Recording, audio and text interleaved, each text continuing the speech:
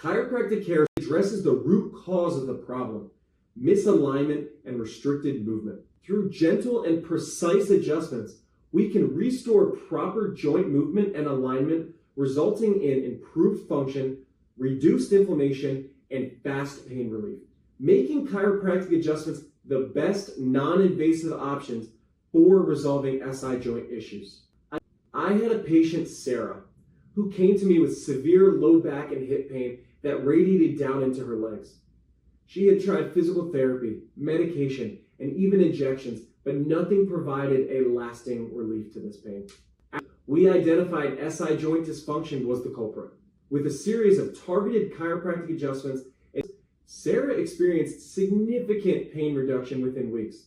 She regained her mobility, returned to her active lifestyle, pain-free, and she was able to carry her newborn child again without pain.